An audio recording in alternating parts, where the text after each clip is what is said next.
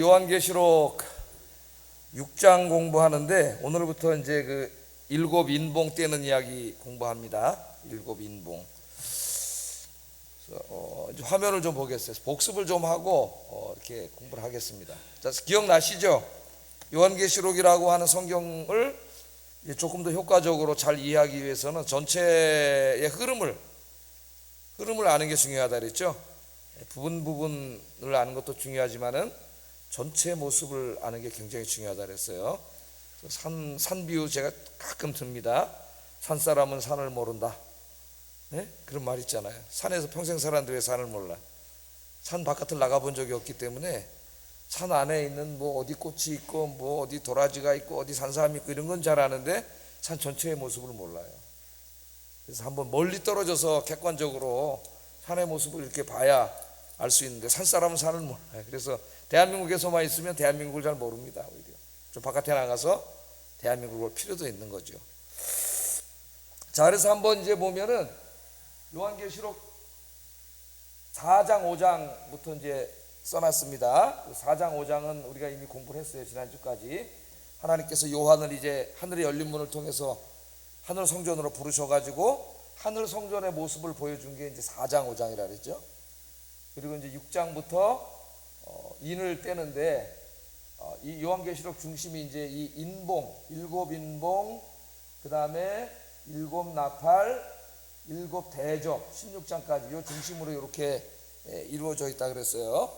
전체 보면은. 그래서 첫째부터 여섯째 인을 떼고 그 다음에 이제 일곱째 인을 떼기 전에 막간으로 7장이 있다 그러죠. 막간, 7장, 막간이 있습니다. 막간 인을 14만 4천 명.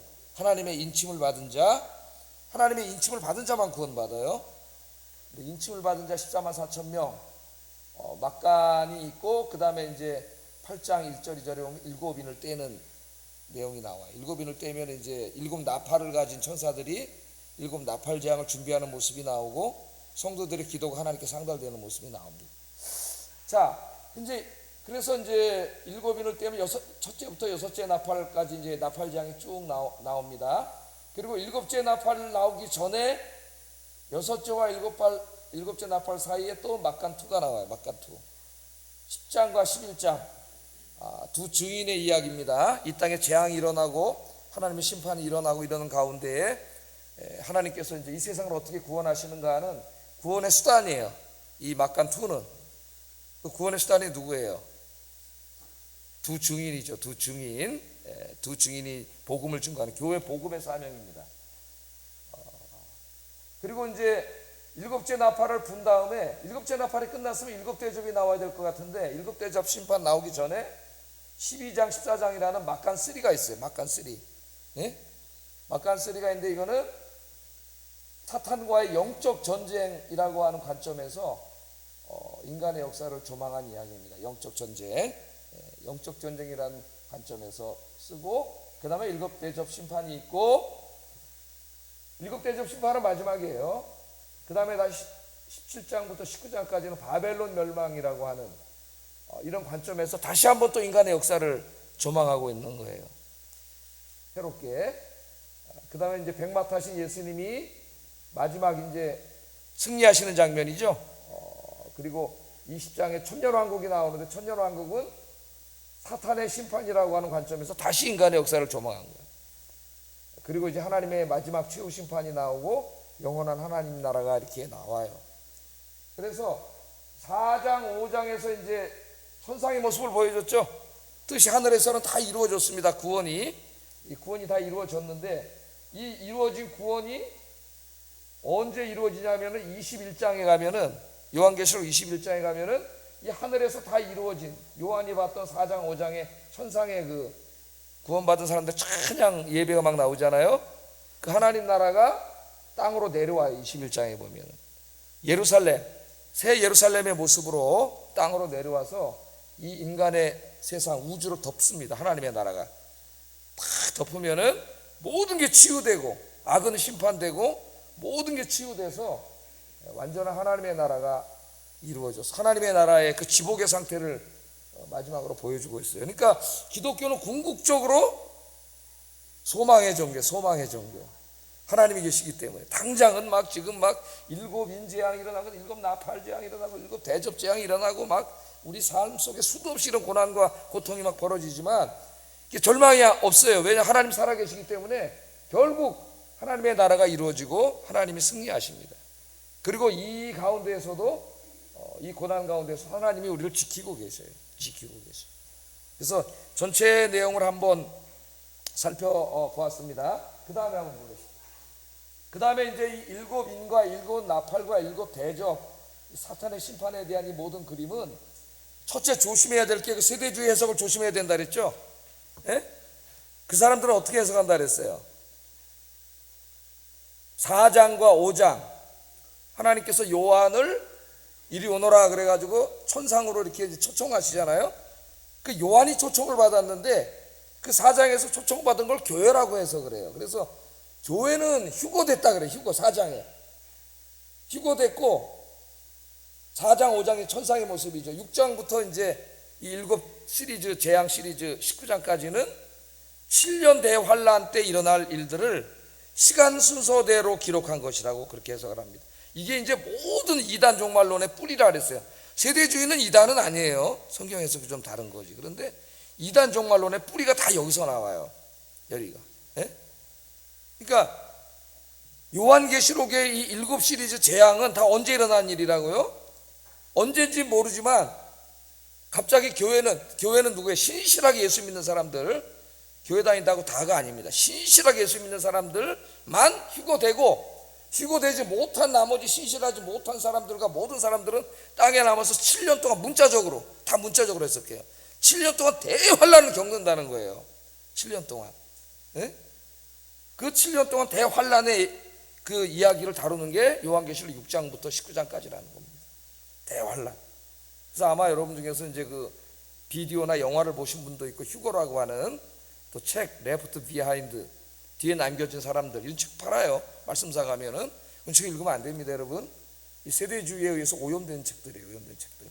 그래서 이 내용도 제가 이제 설명을 했어요. 막 밥 먹고 있는데 갑자기 엄마가 없어져 가지고 예? 우리 엄마가 막 찾는데 엄마가 없어졌어. 보니까 엄마만 휴거해 갔어요. 예? 엄마만 신앙생활 열심히 하나 봐. 거기 그 집은. 그러니까 엄마만 휴거해 가지고 나머지는 이제 휴거도 못 하고 이 땅에서 7년 동안 대재앙을 받고 휴거된 성도들, 신실한 성도들은 공중에서 7년 동안 그동안 뭐 하고 있다 그래요? 어린 양 혼인잔치 하고 있고, 예? 여기서는 7년 대환란을 받는다고. 요한계시록을 다 이렇게 문자적으로 해석을 하는 거예요. 그러니까 실제적으로 언젠가 모르지만은 신실한 성도들이 들려 올라갈 날이 있고, 신실하게 신앙생활 못한 사람 남아서 7년 동안 요한계시록 6장부터 19장까지 나온 이 일곱 시리즈 재앙을 다 받는다는 겁니다. 대환란을 받는다는 거예요. 이게 지금 올바른 거예요? 잘못된 거예요? 잘못된 거예요.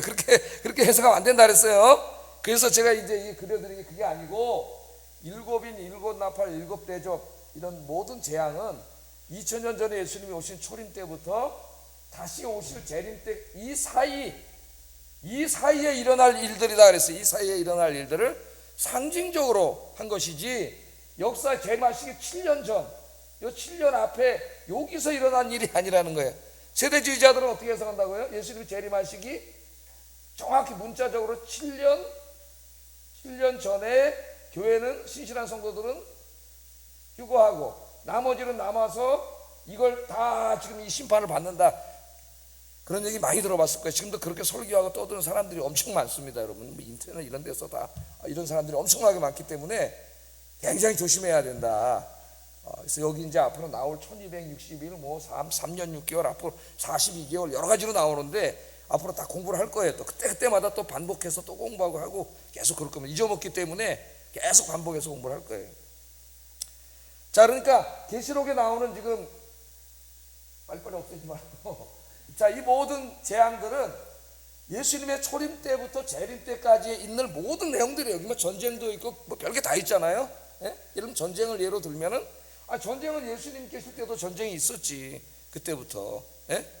그러니까 이제 공부할 텐데 인봉될 때 이 전쟁이 계속 인간 사회는 전쟁이 있는 것을 우리에게 말해주고 있어요. 그러나 이 전쟁이 이제 주님이 재림하실 때가 가까이 올수록 더욱더 심해짐을 알 수가 있습니다.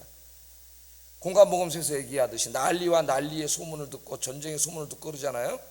그러니까 지금 이제 또 이 종말론자들이 잘못 이상한 종말론 가르치는 사람들이 요새 또 물을 만났습니다. 지금 막 전쟁이 일어나가지고 막 갖다 대입하고 이제 막 그렇게 하죠 지금. 예?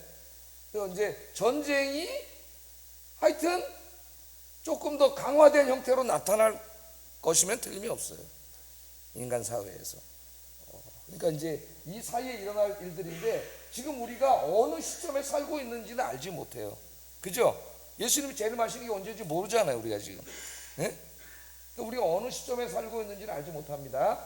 그래서 그 세대주의가 극단적으로 나타나서 모든 사람들을 미혹한 게 그 1992년에 일어난 이장님 사건이다. 이렇게 말씀을 드렸죠. 이장님 사건. 예? 저 사람들이 이제 뭘 강조하냐면은 하나님이 6일 동안 창조하고 7일째 쉬셨다. 그 말씀 하나 하고 그 다음에 하나님께는 베드로후서에 뭐라 그랬어요? 하루가 1000년 같고 1000년이 하루 같다. 두 번째는 그 말씀을 가져오고 그 다음 세 번째는 어셔라고 하는 구약학자가 이제 요새는 그걸 받아들이는 사람은 없습니다만 창세기를 아담부터 족보를 다 연구해가지고 아담을 창조한 날이 어느 가을날 4004년 전 어느 가을날 BC 4004년 어느 가을날 저녁이라고 시간을 발견했어요. 물론 그전에도 엄청나게 많은 사람들이 연구를 했습니다. 그거를. 그러니까 4000년이잖아요. 예? 구약 4000년 그 다음 예수님부터 지금까지 2000년 1992년에 왜 온다 그랬나 그 사람들이. 예? 그리고 1000년은 천년왕국 안식일. 그러니까 그러면 1992년에 그 사람들이 생각하기에 7년 대환란이 있어야 되니까 2000년이 예수님이 재림하시는 날이니까 92년이 7년 대환란이 시작이 돼야 된다. 92년이 그렇게 계산을 해가지고 한 거예요. 그러니까 그럴듯하잖아요. 예수님 하나님이 6일 동안 창조하고 하루 쉬셨는데 1000년이 하루 같고 하루가 1000년 같고 그래서 저 어쇼에 또 계산을 보니까 4000년 구약 역사가 4000년밖에 안 되고 이 세계를 갖다가 가르치니까 성도들이 뿅 이런 거 굉장히 좋아하잖아요. 옳고 그르고 따지지도 않고 호기심 이런 걸 자극해가지고 하여튼 막 그래서 재산 돈 다 갖다 내고 정작 이장님은 그 돈 받아가지고 미국의 은행에다가 저금해 놓고 저는 주님 오시는데 왜 저축해 거기 갖다가 있잖아요. 그죠? 막 그런 일을 해서 막 쇼를 하고 막 방송국에 가서 예수님 오시는 거 찍겠다고 잠복해 있고 난리가 났었죠. 아마 다 기억하실 거예요. 그러니까 그게 그냥 허무맹랑해서 나와가지고 많은 사람이 바보를 해서 속은 게 아닙니다. 이렇게 성경을 막 조금씩 잘라가지고 막 찍어다 갖다 붙이기 때문에 이 성경을 제대로 공부하지 않은 사람은 그냥 넘어가요. 그 이단들이 지금 수십만 명이 저렇게 넘어가는 거예요. 저 사람들이. 저 사람 성경 공부는 하나님 말씀을 잘 신학적으로 논리적으로 가르치는 공부가 이렇게 하면 이제 대충 사람들이 좋아해요. 가르친다. 호기심 있는 호기심. 이 사건이 무슨 사건이냐 이런 호기심이 있잖아요. 미래에 어떻게 되느냐 이런 걸 좋아해 사람들 우리나라 사람들이. 그래서 거기 항상 넘어가는 거예요. 잘 공부를 해야 돼요. 구분하실 수 있겠죠 이제. 자 복습했습니다. 복습. 그럼 이제 그 다음에 한번 이렇게 그 다음에 이제 또 제가 다 그려서 우리 유광석 부사님이 이게 잘 그려주셨어요. 제가 이걸 또 연구를 해가지고 다 비교 분석해서 그려놨습니다. 자, 7 인봉 재앙, 7 나팔 재앙, 7 대접 재앙이 있어요. 그러니까 이것을 아까 세대주의자는 뭐라 그랬어요? 예수님 재림하시기 7년 전, 7년 대환란 때 순서대로 쫙 시간 순서대로 일어날 거라고 해석한다 그랬죠. 이게 말도 안 되는 해석이라 그랬습니다. 그런 게 아니고 7 인봉, 7 나팔, 7 대접은 하나의 각각의 시리즈예요. 시리즈. 그래서 7 인봉에는 인간에게 나타나는 주로 전쟁, 탐욕은 경제 재앙인데, 그 다음에 사망, 온갖 질병과 사고로 인한 사망, 인간 재앙이라고 하는 여기에 초점을 맞추어서 아까 인간의 역사를 쭉 초림부터 재림까지 본 겁니다. 그 다음에 7 나팔은 뭐예요? 경고예요. 경고 성경에서. 그래서 7 나팔 재앙의 이제 네 재앙은 주로 자연재앙이에요. 자연재앙. 우박이라든가 화산, 물, 해와 달과 별, 하늘과 강과 바다와 땅에 나타나는 자연재앙이에요. 자연재앙. 그래서 이 자연재앙을 주로 다루고 있는데 여기에는 하나님의 경고, 이런 자연재앙을 통해서 하나님이 인간에게 회개하라고 경고하시는 거죠. 하나님의 경고라고 하는 관점에서 다시 인간의 역사를 처음부터 조명한 거예요. 예수님부터. 이게 시간 순서대로 이루어지는 게 아니고, 또 일곱 대접에 가면은 인간 재앙과 자연 재앙이 같이 나와요. 같이 나와. 예? 그리고 일곱 대접은 이제 최후의 심판입니다. 하나님이. 그래서 하나님의 최후의 심판이라는 관점에서 다시 인간의 역사를 처음부터 조명한 거예요. 그러니까 일곱 인봉, 일곱 나팔, 그 다음에 일곱 대접 재앙은 7년 대환란 동안 7년 동안 순서적으로 이루어진 일이 아니고 예수님의 초림부터 재림까지 기간 동안에 일어날 일들을 각각 상이한 관점에서 다시 설명하고 있는 거예요. 쭉. 그래서 각각을 보면은 다 이 끝이 있습니다. 일곱 인봉 마지막에 이미 최후 심판이 나오고, 또 일곱 나팔 마지막에 가면 하나님 나라가 완성되고, 일곱 대접 마지막에 가면은 하나님의 최후의 심판이 다 나와요. 반복되고 있잖아요. 그죠? 예? 여기까지 이해가 되셨나요? 예. 그래서 여러분 그 도표에 보면 이제 이렇게 나오는 거예요. 오늘은 이제 일곱 인봉을 공부하게 될 건데, 그래서 일곱 인봉과 나팔과 일곱 대접은 7년 대환란 속에서 순서적으로 일어난 상이한 일이 아니라 예수님이 2000년 전에 오셨을 때부터 다시 오실 때까지의 이걸 교회 시대라고 하는데, 혹은 마지막 시대라고 하는데, 이때 일어날 일들을 상이한 관점에서 다시 각각 조망하고 있는 거예요. 다 상이한 관점에서 다시 조망. 일곱 인봉으로, 일곱 나팔로, 일곱 대접으로. 아시겠죠? 시간 순서대로 되는 게 아닙니다. 아까 다시 켜놓으세요. 자, 그래서 이제 설명을 제가 밑에 써놨어요. 그래서 넘기시면은, 일곱 시리즈 재앙은 세대주의자가 주장하는 것처럼 7년 대환란 기간 동안에 시간 순서대로 일어나는 사건이 아니다.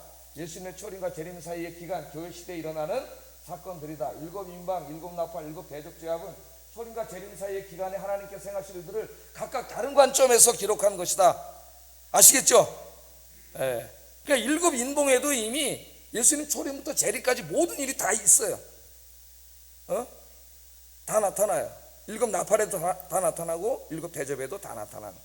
단지 다른 관점에서 역사를 세 번 반복해서 본 겁니다. 다른 관점에서. 이거 굉장히 중요해요, 여러분. 잃지 않으면 이단에게 넘어가요. 강제는 똑같습니다. 이걸 우리가 반드시 알아야 됩니다.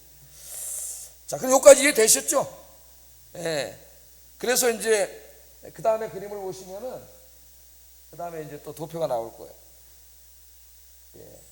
예수님의 초림부터 재림까지 일곱 인봉도 일곱 나팔도 다 각각의 관점, 상이한 관점에서 이걸 다시 역사를 조망하는 것이고, 단 일곱 대접만 조금 틀려요. 일곱 대접은 마지막 심판이기 때문에 주님의 재림하시기 직전에 일어날 일들입니다. 일곱 대접은 이거를 아시면 되겠어요. 일곱 대접은 마지막 심판, 나팔은 경고고 일곱 대접은 이제 마지막 심판이에요. 그래서 이 구도를 아는 게 요한계시록에서 굉장히 중요하다. 굉장히. 아시겠죠? 예. 그러니까 뭐 속으면 안 돼요. 7년 대환란 일단 이 말이 나오면 일단 잘못된 거예요. 우리 개혁주의 장로교 7년 대환란 그런 말 하지 않아요. 그런 거 없습니다. 예? 7년 대환란 하면 벌써 그건 읽을 필요도 없어요. 그런 책이나 뭐 이런 모든 것들, 이런 것들을 보면 안 돼요. 큰일 납니다, 여러분. 이때 일어날 일들이라고 하는 거, 지난 시간에 제가 이렇게 나선 그려가지고 다 서론때 생각나시죠? 성경 구절 다 꼭대기에다 써놓고 아마 다 가져오셨나요? 다 가지고 다니시죠? 집에서 복습을 해서 공부를 해야 돼요. 계속 공부를 해야 돼요, 여러분. 재미나게 공부해야 됩니다. 진리의 진리, 진리의 말씀이기 때문에 대충 해서는 안 돼요. 정확하게 알고 있어야지. 안 그러면 또 어떤 이상한 아줌마가 와서 얘기하면 그게 뭐지 하면 또 이러면 안 되잖아요. 그죠? 예? 정확하게 여러분이 알아야 돼요. 그래서 이제 다시 더 좁혀가지고 오늘 공부하게 되는 이제 일곱 인봉으로 이렇게 좁혀보면, 일곱 인봉으로 오면은 일곱 인봉장은 어떻게 구성되어 있느냐? 첫째 인봉부터 아까 거기 비슷해. 아까 거기. 네. 첫째 인부터 넷째 인까지 뗄 때 이제 붉은 말 탄자, 검은 말 탄자, 청황색 말 탄자들이 나와요. 네? 이게 나오고, 이게 지상에서 일어난 날이고, 다섯 번째 인을 뗄 때는 다시 하늘 광명이 나옵니다. 하늘 왕정이 나와서 순교자의 영혼들이 기도하는 모습이 나와요. 이 기도의 내용은 우리의 억울함을 언제 풀어주실 겁니까 하는 기도입니다. 그러니까 순교자들이잖아요. 억울하게 주님의 신앙을 지키고 말씀대로 살다가 못된 놈들한테 억울하게 죽은 사람들이에요. 근데 그 악인들이 지금도 계속 세상에서 악을 행하고 있거든. 그러니까 하나님께 기도하고 있어요. 지금 거기서 우리 먼저 가신 우리 믿음의 선배들 기도하고 있다. 하나님 앞에 우리의 억울함을 언제 풀어주실 겁니까? 그러니까 언제 최후 심판을 내릴 겁니까? 이렇게 기도하고 있는 장면이 나와요.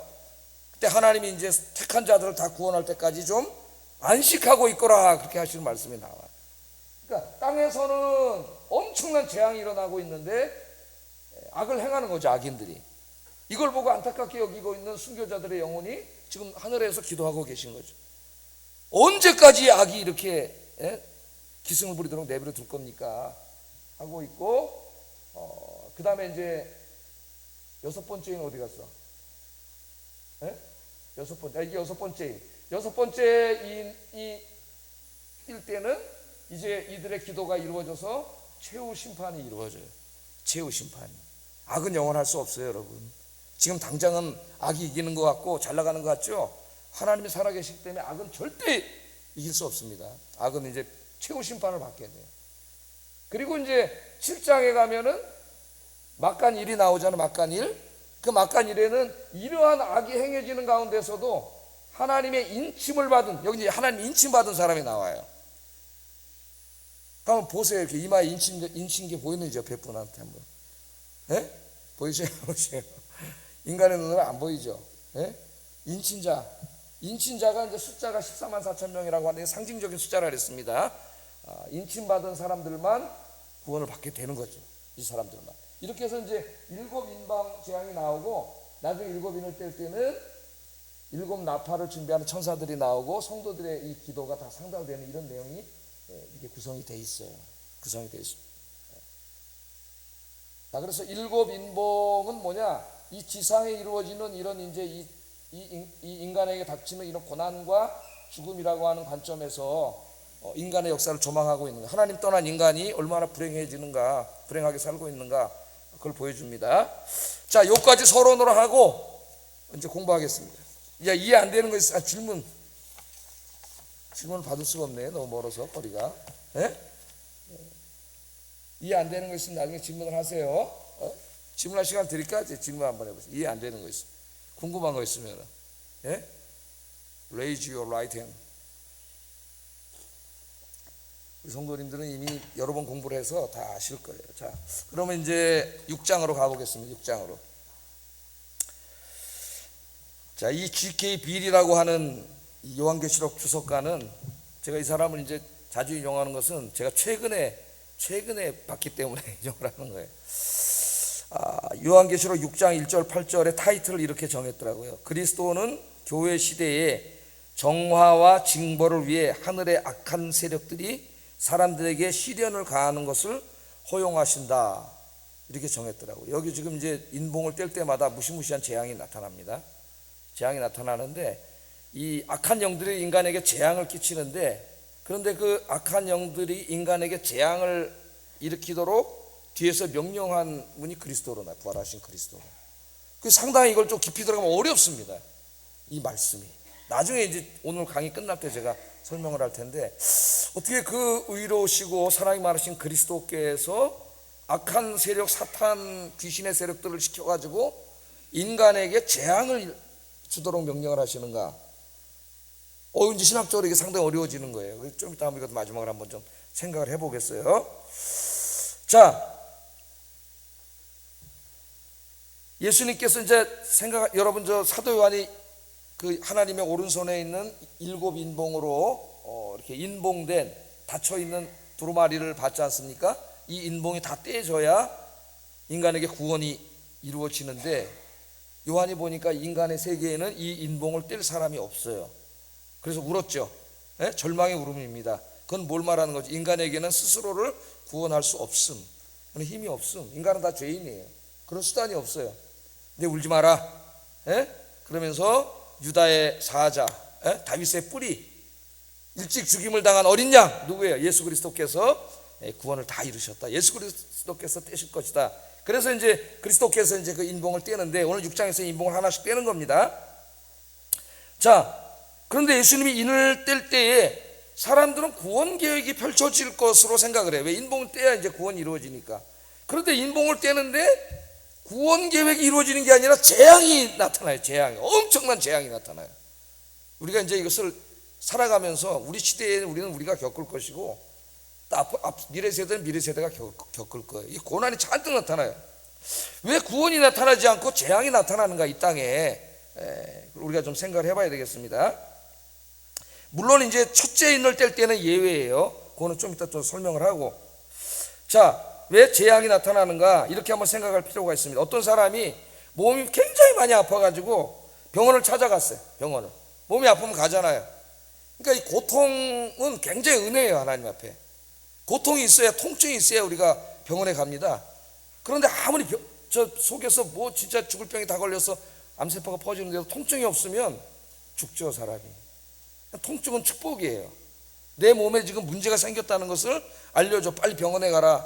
이걸 알려주는 축복이에요, 통증은. 그러니까 막 쑤실 때 감사하세요, 여러분. 그 아프기 때문에 가는 거지. 다 썩어 들어가는데 안에서는 안 아프면 죽는 거예요, 그대로 사람이. 자, 병원에 갔어요. 그래서 의사가 이제 이것저것 검사하세요 그래가지고 뭐 CT도 찍고 뭐 MRI도 찍고 뭐 다 찍었어요. 검사를 다 했습니다. 약속된 날 이제 병원에 찾아가서 결과를 기다리니까 잠시 후에 이제 흰 가운 입은 의사가 들어옵니다. 그러더니 CT로 촬영한 사진을 보여주는 거죠. 당신 속이 지금 이렇습니다. 보여줘요. 사진을 보니까 이 사람 안에는 붉은암, 검은암, 청황색 암 덩어리들이 다 퍼져 있는 거예요. 몰랐는데, 예? 죽잖아요. 그대로 내비두면 암이 다 퍼져서 죽은 거예요. 그게 지금 점점 확산되고 있어요. 지금. 왜? 구원이 이루어지기 전에 하나님이 지금 이 말로 표현되는 이 붉은 말, 검은 말, 청황색 말을 보여주느냐? 지금 인간의 실존이 이렇게 병들어 있다는 걸 보여주는 거예요. 암, 사기 이제 희망이 없어. 예? 점점 퍼지고 있는데 지금 계속 그냥 이렇게 살아가고 있는 거예요. 그 모습을 미리 보여주는 거예요. 미리 보여줘. 자, 두려움에 떨고, 그럼 무섭죠. 갑자기 깜짝 놀라 이제 죽겠구나 이렇게 되지 않겠어요? 두려움에 떨고 있는데 한 가운을 입은 의사가 안심을 시킵니다. 걱정 마세요. 걱정 마세요. 제가 이 사진을 보여준 것은 당신의 상태를 알려주고 죽이기 위함이 아니라 치료하기 위함입니다. 할렐루야. 걱정 마세요. 사는 길이 있습니다. 얼마나 좋겠어요. 얼마나. 예? 제가 우리 사람 수술할 때 다 따라가서 의사랑 얘기해봐서 알아요. 그 마음을. 예? 사는 길이 있습니다. 앞으로 제 말을 잘 듣고 잘 치료를 받으면 깨끗하게 나아서 건강하게 될 수 있습니다. 이렇게 알려주는 거죠. 예? 우리 안에 지금 검은색 암, 예?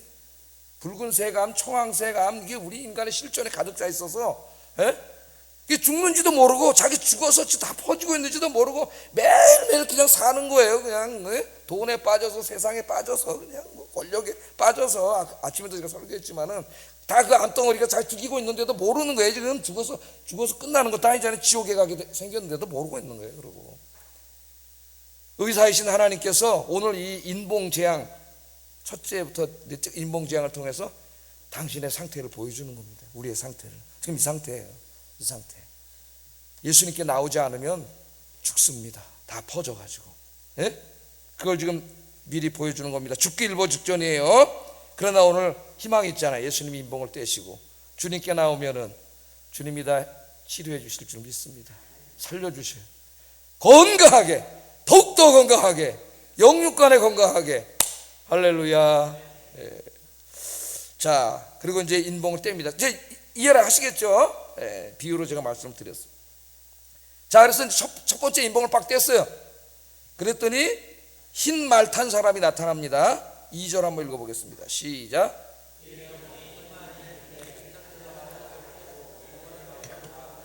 이기고 또 이기려고 하더라. 자, 다른 말들은 이렇게 비교적 해석하기가 어렵지 않은데 이 흰 말이 조금 어렵습니다. 흰 말. 흰 말 탄 사람이 누구냐에 대해서 우리 복음주의 진영 안에서도 크게 두 가지로 나뉘어져 있어요. 아주 정반대로 나뉘어져 있습니다. 이게 사탄의 세력이라고 하는 복음주의자들도 있고 예수님이라고 하는 복음주의자들도 있어요. 깜짝 놀라서 완전 반대잖아요. 흰말 탄 사람이 누구냐? 그러니까 예수님이라고 해석을 하는 사람들은 19장 11절 16절에 보면은 찾아보세요. 19장 11절 16절 직접 가봐야 돼. 우리가 봐야 돼. 눈으로.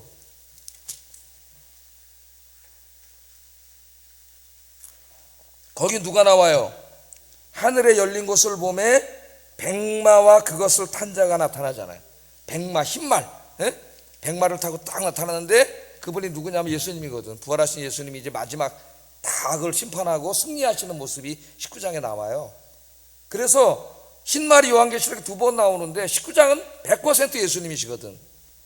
그러면 흰말 똑같은 상징이 어떻게 요한계시록 한 책 안에서 하나는 사탄의 세력을, 하나는 예수님의 세력을 상징할 수가 있느냐? 그래서 둘 다 예수님으로 해석을 합니다. 그럼 예수님으로 해석을 할 경우에는 이 재앙들, 암의 모습을 보여주기 전에 먼저 의사이신 하나님이 해결책을 먼저 보여주신 거죠.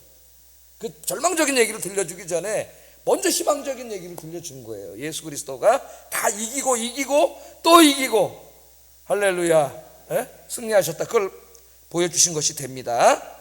그런데 이제 사탄의 세력으로 해석하는 사람들은 이걸 뭐 여러 가지 얘기를 하지만 제일 이제 정확한 게 뭐냐면은 이 7시리즈 재앙을 보면은 7 나팔도 첫째 나팔과 넷째 나팔, 7 대접도 첫째 대접과 네 번째 대접이 다 재앙이에요. 그러니까 이 구조적으로 보면 444가 돼야 돼. 그죠? 그러니까 여기에 7 인봉에서만 첫 번째가 예수님이고 그럼 3개만 재앙이고 나머지는 444인데, 그래서 구조적으로 볼 때 맞지 않는다. 이게 가장 강력한 주장의 증거예요. 그들이 보기에, 내가 볼 때는. 그래서 저도 이제 이 둘 중에서 상당히 그 선택하기가 어렵더라고요. 저는 이제 그 구조도 상당히 가능성이 있는 거지만은 요한계시록이라고 하는 하나의 책 속에서 똑같은 이미지가 하나는 사탄을 상징하고 하나는 예수님을 상징한다면 우리가 상징을 제대로 해석할 수 없어요. 같지 않다면. 그래서 저는 첫 번째 인봉에 흰말 탄 분은 예수님이라고 가르쳤습니다. 우리 성도들에게 인간의 그 암덩어리로 인한 재앙을 보여주시기 전에 먼저 치료약, 그래서 약들이 계속 좋아지잖아요. 치료약 예수 그리스도를 먼저 소개해주고 희망을 주신 다음에 그 다음에 이제 그 상태를 보여주는 것으로 저는 그렇게 해석을 합니다. 그러나 어느 것으로 해석을 하더라도 요한계시록 전체 메시지에는 변화는 없어요. 왜냐하면 예수님이 승리하고, 이건 이제 전쟁으로 해석을 하거든요. 그 사람들은. 전쟁은 뭐 두 번째 인때일 때 또 전쟁이 또 나와. 중복이 돼요. 사실은. 그래서 전체적으로는 문제가 없습니다. 전체적으로. 부분은 뭐 조금 상이할 수 있어도. 그래서 저는 여러분에게 예수님이라고 가르친다. 그런 어떤 책을 읽었는데 이건 예수님과 정반대로 해석을 해도 이단은 아닙니다. 이단은 우리 인간의 한계예요. 한계. 그러나 같은 책 안에서 몇 장을 넘기면 또 흰말 탄 사람이 나오는데 이 다른 것을 상징하기는 어렵다고 봐요. 제가 볼 때는. 그래서 예수님이고, 자 이제 그 다음에 이제 우리가 관심 있는 게 두 번째인가 네 번째, 둘째, 셋째, 넷째인 뗄 때 이제 모습인데, 둘째 인을 뗄 때 어떤 일이 있었는지 한번 읽어보겠습니다. 3절 4절 시작.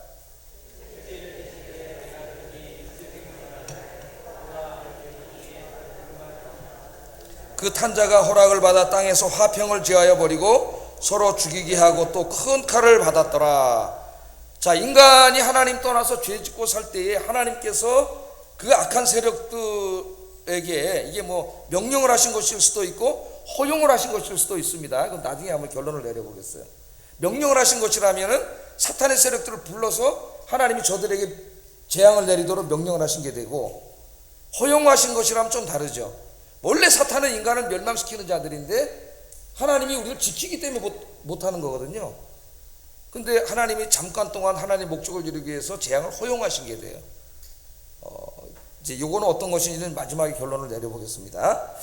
자, 그래서 하여튼 간에 이제 인간들의 죄에 대해서 하나님의 심판, 아까 두 가지를 했죠. 심판과 정화. 이렇게 하나님의 심판 내리신 걸 보면서 인간이 회개하고 깨끗해지기도 하거든요. 그래서 심판의 목적은 정화도 있어요. 우리가 고통이 내게 찾아오면은 어때요? 우리 개인도 내가 하나님 뭐 잘못한 게 없나? 그리고 회개하게 되잖아요. 자기의 죄를. 그 정화의 목적이 있어요. 근데 심판의 또 하나의 본질적인 목적은 죄악에 대한 심판입니다. 그야말로 이 재앙의 목적은 죄악에 대한 심판이에요. 자, 어떤 재앙입니까? 어떤 재앙을 내리고 있어요? 화평을 제하여 버렸다 그랬어요. 화평을 제하여 버려서 서로 죽이게 하고 큰 칼을 받았다 그랬어요. 그러니까 우리 인간은 원래 어떻게 창조됐어요? 하나님의 형상으로 창조돼서 서로 사랑하고 평화롭게 살도록 이렇게 창조를 하셨습니다. 그런데 어둠의 권세자인 사탄의 세력이 우리 마음속에서 뭘 뺏어갔어요? 화평을 뺏어갔어요. 화평. 지금도 계속 뺏어가고 있어요. 화평을. 마지막 때가 갈수록 더욱더 사람들이 포악해진다 그랬습니다. 사탄이 화평을 뺏어가기 때문에. 화평을 뺏어가면은 어떻게 돼요? 인간이 서로 미워하고 증오하게 됩니다. 싸우게 돼요. 싸우게 돼요. 그럼 부부간에도 화평이 있을 때는 어때요? 서로 여보 사랑해, 주머니 뒤져서 또 뭐 사주고 막 어디 가자, 좋은 데 가자 막 그러는데 화평을 싹 마이가 뺏어가면 어떻게 됩니까? 갑자기 미워지고 꼴도 보기 싫어지고 막 싸우다 결국은 이혼까지 하잖아요. 다 깨지고 막. 이게 무서운 거예요. 인간의 마음 속에서 화평을 뺏어간다. 화평을 뺏어가. 이게 국가 간에 그러면 뭐가 일어나는 거예요? 전쟁이 일어나는 거예요. 전쟁이. 그래서 지금 전쟁이 일어나고 있는 거예요. 거기 민간인들이 모여서 음악회하고 쉬고 있는데 거길 갑자기 쳐들어가서 총으로 다 쏴 죽이고 잡아가는 그런 무도한 놈들이 어디 있습니까 이게. 또 그래서 이제 보복하잖아요. 한번 당하면 이스라엘 끝까지 보복을 합니다. 그러다 보니까 또 거기 팔레스타인에 있는 또 그 테러범들이 아니라 하마스 일당이 아니라 또 민간인들이 또 많이 죽잖아요. 근데 이 하마스 일당에 민간인한테 숨어 있어 안에. 그걸 방패로 삼아서 그게 공격을 하게 돼. 그러니까 이런 일들이 벌어지는 거죠. 어떨 때 보면 사람이 어떻게 저렇게 잔인할 수가 있는가 그러는데 잔인해집니다. 자꾸 우리 인간이 잔인하지 않고 서로 이렇게 인정이 있고 서로 사랑하고 화평할 수 있는 것은 성령님께서 화평의 마음을 주셨기 때문이에요. 우리에게. 그래서 기도 많이 하는 사람은 항상 어때요? 삶이 평화를 추구합니다. 평화. 그래서 예수님의 제자들은 어떻게 해야 된다 그랬어요?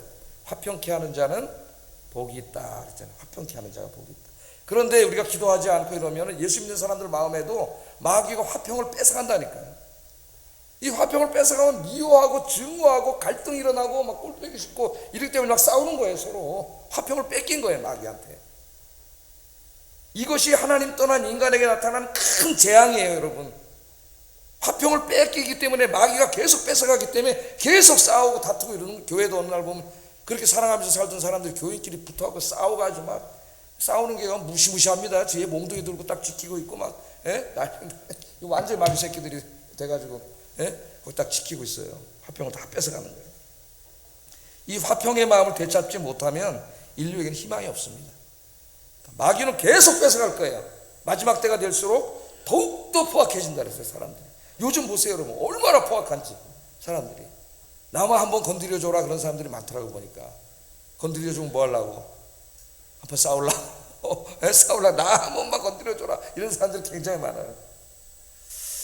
자, 무엇이 사탄에게 강탈당한 이 화평하는 마음을 찾게 될 것인가? 우리 마음에 화평을 주시는 분은 예수님입니다. 할렐루야. 예수 믿고 구원받으면 예수님의 영이신 성령님이 찾아오셔서 우리 마음에 화평한 마음을 주세요. 화평한 마음. 마태복음 5장 9절 화평하게 하는 자는 복이 있나니 그들이 하나님의 아들이라 일컬음을 받을 것이며 고린도후서 5장 18절 그가 그리스도로 말미암아 우리를 자기와 화목하게 하시고 또한 우리에게 화목하게 하는 직분을 주셨느니라. 이건 이제 복음을 전한다는 의미도 있지만 화목하게 하는 직분을 주셨어요. 그래서 여러분 예수 믿는 사람들은 성령님이 거하시기 때문에 화평을 추구하는데 우리가 이 신앙생활을 제대로 하지 않으면 마귀가 이 구원받지 못한 육신을 통해서 환경을 통해서 다시 역사하면은 교회 댕기던 사람들이 어느 날 그렇게 내렸던 사람들이 갑자기 화평을 잃어가지고 사나운 사람이 돼요. 막 험한 소리가 막 입에서 나오고 막 이렇게 되는 거죠. 그래서 이 화평은 한 사람과의 관계만을 깨뜨리는 게 아니라 인류를 전쟁으로 몰아넣는 어마어마한 재앙입니다. 마귀가 갖다 주는 재앙이에요. 화평을 빼앗아 갔다 그랬죠. 화평을. 여러분 화평을 빼앗기지 않기를 주의 이름으로 축복합니다. 기도하시면 돼요. 기도하시면. 예? 그럼 여러분의 집이 평화로워져요. 여러분이 섬기는 교회가 평화로워지고, 우리 그리스도인들이 그렇게 살면 나라가 평화로워지는데, 우리나라는 지금 그리스도인들도 반으로 나눠갖고 나는 여기 지지하고 너는 여기 지지하고 그래가지고 교회고 하나님이고 뭐고 없어요. 그냥 안에서 그냥 서로 그 한 번도 보지도 못한 그게 뭐 윤석열이든 이재명이든 그거 언제 봤다고 그걸 가서 막 죽겠다고 저만고 막 나는 이해를 못하겠어요 진짜. 예? 왜 그럴까요? 그게 재앙이라는 걸 몰라요. 마귀에 갖다 준 마음이에요. 서로 재앙. 그대로 내버려두면 나라가 망하는 거지. 서로 싸우다가 죽이는 거죠. 근데 그리스도인들은 어떻게 해야 돼요? 화평케 해야죠. 화평케. 예? 여러분 먼저 주님의 영이 들어가셔서 여러분의 마음이 평안을 누려야 됩니다. 내가 평안하지 않은데 무슨 평안을 누리겠어요? 내가 평안해야 돼요. 일단 내가 평안하고, 그래서 여러분 가정에 오늘부터 다투지 마시고, 미운 마음이 생기면은, 남편이 미운 마음이 생기면은 오늘 말씀을 생각하세요. 아, 마귀가 내 마음속에서 화평을 뺏어가려고. 예? 아내가 미운 마음이 생기면은 내 마음에 화평을 뺏어가려고. 사탄아 물러가라. 그리고 서로 화평한 오늘 밤 되시기를 주의 이름으로 축복합니다. 예. 자, 두 번째, 이제 세 번째 인을 떼는데, 세 번째 인을 뗄 때 무슨 일이 있었는지 읽어보겠습니다. 5절, 6절 한번 읽어. 시간 저렇게 됐나요? 읽어보겠습니다. 시작.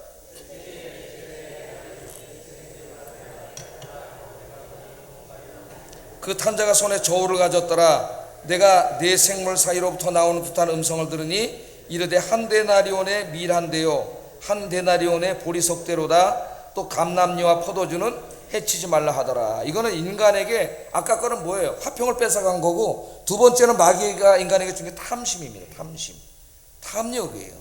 탐욕을 통해서 경제적인 재앙이 일어나는 거예요. 탐욕. 이 모든 전쟁과 싸움과 다툼, 여기 근저에는 뭐가 있냐면 탐욕이 있어요. 탐욕. 좋은 것을 자기가 소유하고자 하는 강력한 탐욕이 여기 자리 잡고 있습니다. 한 데나리온의 밀 한 대고 한 데나리온의 보리석대라 그랬어요. 근데 손에 저울을 들고 곡식을 판다 그랬습니다. 곡식을 파는데 그냥 팔면 되지, 그걸 손에 저울을 들어서 딱 이렇게 판다는 것은 곡식이 부족할 때 하는 행위예요. 곡식이 부족할 때. 그러니까 지금 뭔가 자연재앙이 일어나가지고 곡식이 부족해, 고대 사회에서. 그러니까 팔 때 그거를 좀 더 손에 안 벌려고 저울에다 딱 달아서 이제 이렇게 파니까 굉장히 지금 곡식이 부족합니다. 그래서 가격이 어떻게 됐냐면 한 데나리온의 밀 한 대요 한 데나리온의 보리석대가 된다 그래요. 한 데나리온은 노동자의 하루 품삯이에요. 근데 노동자의 하루 품삯을 받아서 밀 한 대밖에 못 산다면은 살 수가 없는 겁니다. 물가가, 곡식값이 너무 많이 올라간 거죠. 곡식값. 이걸 이제 경제학자들 계산해 보니까 정상가의 한 8배에서 16배로 올라가. 인플레이션이. 여러분 100만 월급 500만 원 받아서 잘 살고 있었는데 물가가 16배 올라가면은 수입이 16분의 1로 줄어든 거죠. 살 수가 없는 거. 예? 살 수가 없는 거예요. 아무리 열심히 일해도 자기 한 사람 식량밖에는 구하지 못합니다. 예? 그런데 기근이나 자연재해로 인해서 곡식이 모자라고 있는데 상인들은 곡식들을 또 매점매석하기까지 다 이기적인 거죠. 우리나라 금방 소금이 뭐 어쨌다 그러니까 소금이 없어. 갑자기 왜? 다 상인들이 사고 매점매석하고 있잖아요. 나중에 비싸지 팔아먹으려고. 매점매석하는 거 잡아서 중형으로 다스려야지. 중형으로. 예. 자, 그리고 그 다음에 또 그러니까 뭐가 나와요? 감람류와 포도주는 해야지 말라, 이 말이다. 예? 감람류와 포도주는 해야지 말라. 감람류와 포도주는 생필품이 아니라 사치품입니다. 예? 기호식품이에요. 뭐 없어도 그만인 것들이죠. 생필품은 부족한데 사람들은 이 사치품들은 호황을 누리고 있어요. 우리나라가 지금 그러잖아요. 예? 자본주의 사회가. 어려운 사람들은 참 이게 살아가기도 어려운데 저기 뭔 SS 거기는 그냥 가방 하나에 1,000만 원, 2,000만 원인데 거기 사겠다고 줄을 쫙. 야, 이건 도덕적으로 너무 문제다 이런 생각이 들어요. 도덕적으로. 예? 아무리 지가 돈이 많다 할지라도 이런 일도 벌어지지 않습니까? 예? 빈익빈 부익부 현상이 계속 나타나게 될 거라는 거죠. 이게 탐심 때문에 다 생기는 거예요. 그래서 앞으로 인류 사회를 가장 위협하는 강력한 어둠의 세력이 뭐냐면은 불평등이에요. 불평등. 오늘 경제학자들이나 사회학자들이 말하는 불평등입니다. 앞으로 이제 4차 산업이 계속 4차 산업혁명이 일어나고 다 디지털화, 뭐 AI, 뭐 다 이게 이제 고도의 이제 하이 테크니컬하게 사회가 움직일수록 여기를 이제 잘 발맞춰서 공부하고 머리가 좋은 친구들은 거기 가서 엄청나게 돈을 벌 거예요. 연봉도 높아지고. 그러나 그 지식을 얻지 못하고 좀 이제 뒤처지는 사람들은 엄청나게 가난해질 겁니다. 그래서 사회 불평등이 계속 심화되고 불평등은 사회 갈등을 일으켜요. 그 브라질은 어떻게 한다? 브라질 같은 나라 제가 예를 들었는데 인구가 2억 명인데 8천만 명은 무진장 잘 살아요. 응? 그 중에 하나 더 네이마르 축구선수 있잖아요. 네이마르. 예? 그러나 1억 2천만 명은 너무 가난해서 쓰레기통 가서 난지청 같은 데가 쓰레기통 뒤지고 산다니까요. 같은 나라 국민인데. 예? 지금 이게 이 두 번째, 이 세 번째 인을 뗄 때 검은말은 뭔가 안 좋은 징조잖아요. 이 자본주의라고 하는 사회가 계속 이렇게 흘러간다. 왜? 인간의 못 때문에, 탐욕 때문에. 이 탐심으로부터 구원받는 방법이 뭐예요? 주님이죠. 주님께로 돌아와요. 예? 주님께로 돌아오면은 이 죄의 근원인 탐심을 없애줘서 어떤 일이 벌어져요? 나 혼자 다 가지를 나르지 않고 다른 사람을 보게 되는 거죠. 가난한 사람, 어려운 사람. 그래서 사도행전에 보면 나눠주잖아요. 다 땅 팔고 집 팔아가지고 어때요? 다 나눠주죠. 예? 그래서 마가복음 사도행전 2장 4장에 보면 그 얘기가 다 기록되어 있고 바나바 같은 사람이 대표적으로 나오죠. 자기 집 다 팔아서 가난한 사람 주고 자기는 이제 선교하러 가잖아요. 주의 일하러 가지 않습니까? 예? 그러니까 이 탐심으로부터 인간이 벗어날 수가 없어서 탐심은 우상숭배라 그랬어요. 탐심은 여러분 자랑거리가 아니라 재앙입니다. 재앙. 사탄이 인간의 사회를 파괴시키기 위해서 준 재앙이에요. 탐심은 반드시 이겨야 돼. 사도 바울은 뭐라 그랬어요? 자족하라 그랬지. 하나님 주신 것에 자족하고 감사하라. 감사하라 그랬습니다. 여러분들 예수 믿는 사람이니까 탐심을 이기고 하나님 주신 것에 감사하고 자족하면서 어려운 이웃들을 돌아보고 내가 다 가지려고 하지 말고 나눠줄 수 있기를 주의 이름으로 축복합니다. 그래야 천국이 이루어져. 마지막으로 이제 넷째 인을 뗄 때에 청황색 말을 탄 자가 나타납니다. 빨리 한번 해보겠습니다. 7절 8절 읽어봅니다. 시작.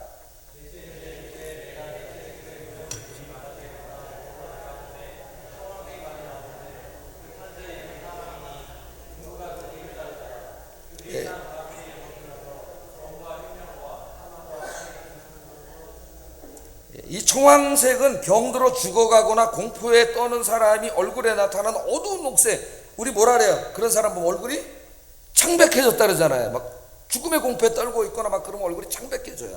그 색깔입니다. 그 색깔. 그 색깔을 말해요. 여기 있는 것은. 자, 여기 죽음과 음부는 각종 재해를 통해서 죽음을 가져오는 천사예요. 각종 재해. 여기 질병이 이제 대표적으로 나오는데요.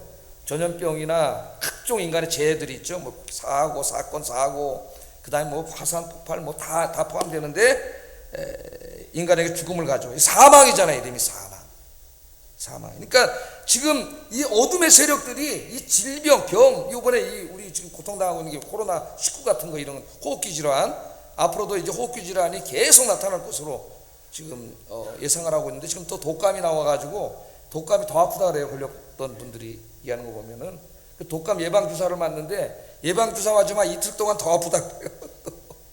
그래서 이왕 아플 거니까 나는 안 맞겠다 그래서 안 맞습니다. 아프고 걸려도 아프고 맞도 아프고. 예? 저는 독감 예방 주사 맞아본 적은 없어요, 사실은. 근데 감기는 걸려 있어요. 근데 이렇게 이제 얼굴 시뻘게 잡고 설교하면 성령 역사하셔가지고 또 다 나아요. 또 새벽에 또 콜록콜록하다 또 새벽 설교하면 또 뭔지 모르겠어요. 하여튼 기도는 열심히 하고 있습니다. 자, 이 이미지는 빨리 한번 끝내겠습니다. 에스겔 14장 21절에서 가져온 이미지예요. 이거 구약을 다 찾으면 이제 시간이 많이 걸리기 때문에 제가 막 그냥 넘어가는데 한번 읽어보겠습니다. 시작.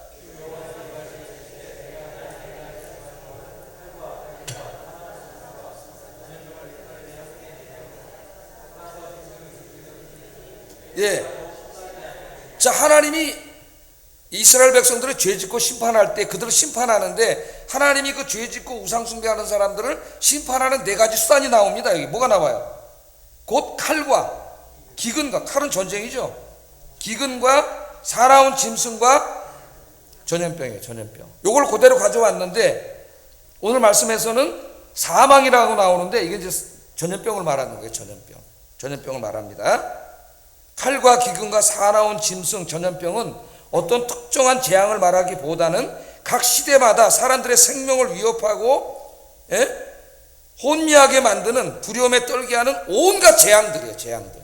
그러니까 우리가 지금 살아가는데 하나님이 보호막을 치시고 우리 지켜주시기 때문에 이렇게 살고 있고 평안을 주시기 때문에 이런 가운데서 평안하게 사는 거지. 하나님 보호막을 걷어가 버리시면은 우리는 어떻게 살 수 있는, 뭐 어떻게 살아요? 예? 사건 사고 위험이 그냥 질병 뭐 전염병이 널려 있어요 우리 주변에. 여러분, 하나님께서 졸지 아니하시고 주무시지 아니하시고 여러분 지켜주시는 줄을 믿습니다. 예? 보호막을 하나님 더 치시고 스가랴서 2장에처럼 내가 예루살렘을 지키는 불성벽이 되어주리라. 예? 불성벽. 거기다 담 쌓지 마라. 담 안 쌓아도 돼. 내가 지켜줄게. 하나님 그렇게 말씀하시잖아요. 그러니까 이 귀신의 세력들이 이 사방의 이름이 죽이는 거예요. 근데 다 죽이지는 못하고 얼마를 죽여요? 4분의 1. 예? 상당히 많은 사람들이 지금 이 고통을 당하고 있습니다. 뭐 전염병은 뭐 말할 것도 없고 인간에게 고통을 주는 일들이 계속 벌어지는데 주님이 우리를 지켜주신다는 거. 예. 첫 번째 인터뷰 때 백마탄 예수님이 지켜주신다는 거 잊지 마시기를 주의 이름으로 축복합니다. 그러니까 이 인간 사이에 일어나는 모든 재앙과 질병과 이런 것들은 다 어둠의 권세들이 인간에게 재앙이에요. 재앙을 내리는 거예요. 그럼 이제 결론을 내리는데 그 재앙은 하나님이 악한 영을 시켜서 재앙을 내리도록 했다기보다는 그건 좀 말이 안 되는 것 같아요. 이 마귀는 원래가 이 모든 수단을 이용해서 하나님의 형상들을 다 죽이려고 그러는 게 목적이에요. 그러니까 죽이려고 그러는데 하나님이 지키기 때문에 못 그러는 거예요. 하나님 허락을 안 하기 때문에. 그런데 하나님이 이 죄를 깨닫게 하기 위해서 어떻게 해요? 허용하신 거. 허용. 시킨 게 아니라 허용하신 겁니다. 허용하셔서 허용한 만큼만 마귀는 할 수 있는 거예요. 4분의 1만큼 계속 고통을 주고 있는 거죠. 그때 우리가 깨닫는 게 굉장히 중요하죠. 하나님께로. 우리 믿는 자들 개인도 자기 개인의 삶 속에서도 깨닫는 게 중요해요. 그래서 주님께로 돌아와 주님의 안전한 보호막 속에서 사시는 여러분 되기를 주의 이름으로 축복합니다. 그러니까 여러분 예수 믿고 복 받은 게 너무 많은 거예요. 지금 이 모든 것으로부터 누가 다 지켜주고 계시면 백말탄은 우리 예수님이 다 지켜주시니까 이렇게 사는 거예요. 그것도 모르고 맨날 불평불만하고 뭐 조금만 뭐 돈 없으면 불평하고 다 지켜주시는데 여러분 마음 평안, 화평을 주시고 탐심을 다 합쳐서 감사와 자족하는 마음을 주시고 이 모든 재앙으로부터 보호막을 다 치시고 할렐루야. 공짜로 진짜 너무 많이 주신다 하나님이. 우리 뭐 하나님 이쁘게 한 거 하나도 없는데 맨날 죄만 짓고 사는데 할렐루야. 이 네 가지 재앙은 바로 이런 재앙 속에서 인간에게 닥치는 고난이라고 하는 하나님의 심판이라고 하는 이 관점에서 인간의 역사를 되돌아본 건데 다 이것이 계속 있을 거예요. 앞으로도 주님 오시는 날까지. 주님 오시는 날이 가까울수록 더 강화된 형태로 나타날 겁니다. 화평을 뺏어가서 막 전쟁이 일어나고 싸움이 일어나는 일이라 다 합력을 부려가지고 비익빈 분익빈 현상이 계속 또 벌어지고 막 경제대 혼란이 일어나고 미국과 갈등이 일어나는 일이나 이 자연재해 전염병 온갖 이 사건 사고로부터 막 인간의 생명을 위협하는 일들이 벌어지는 일들은 주님이 오셔서 이걸 다 치료하실 때까지 계속 있을 거예요. 그 안에서 우리가 살고 있는데 그러니까 누구 믿고 살아야 돼요? 하나님 믿고 살아야지. 주님 의지하고 더 열심히 보호막 바깥으로 나가지 마세요. 제발 보호막 안에 들어와서 주님과 함께 행복한 인생 사시기를 주의 이름으로 축복합니다. 기도하겠습니다. 미움과 증오는 하나님 나라를 파괴시키는 사탄의 무기입니다. 우리 마음에 미움과 증오의 마음을 몰아내고 사랑과 화평으로 가득 채우게 하소서. 여러분만 화평을 달라고 기도하시고요. 탐욕과 욕심은 인간 사회를 파괴시키는 데 사용 강력한 무기예요. 마귀의 무기. 탐욕과 욕심을 몰아내고 내 마음속에 자족과 감사, 이웃사랑의 마음을 주세요. 기도하시고요. 세 번째, 이 모든 사망의 권세가 지배하는 곳에서 주님의 보호막 속에서 살게 하소서. 기도하겠습니다. 사랑과 은혜가 충만하신 아버지 하나님,